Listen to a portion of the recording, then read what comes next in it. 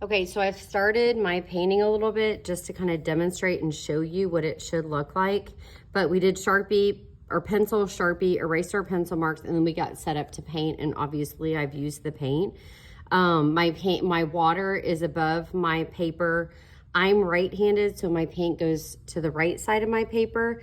And then I'm ready to paint. But we're doing what's called wet on wet today.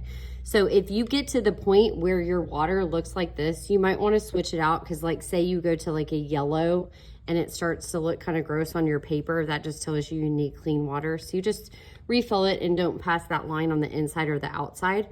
And you can do that whenever you want to. So for wet on wet, what you're gonna do is you're gonna paint the area that you're wanting to paint with water first. And you're just gonna do little sections at a time. And then you're gonna get your brush wet again and you're gonna go to whatever color it is. And when you do wet on wet, what happens is the paint moves much, much easier than it does when you're just painting on the paper just without making it wet first. It helps it soak into the paper. So now I'm rinsing my brush. I'm going back to this color because it didn't end up very dark. So sometimes you can even go back and make it a little bit darker on top if you want to. Maybe this color is better.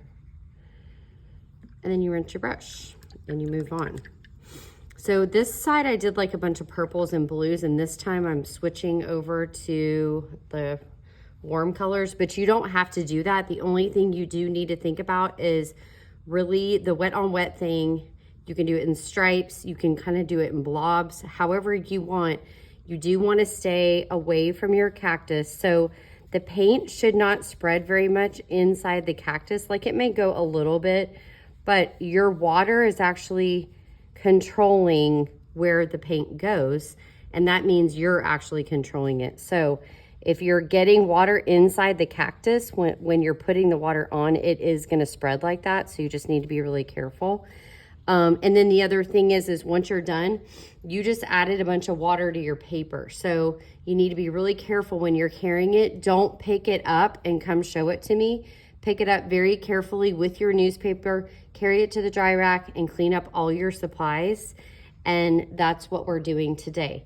If I didn't say it before, the cactus is going to be green. So when you're painting, I would stay away from the green colors. Now, if you want a little bit of green, that's okay.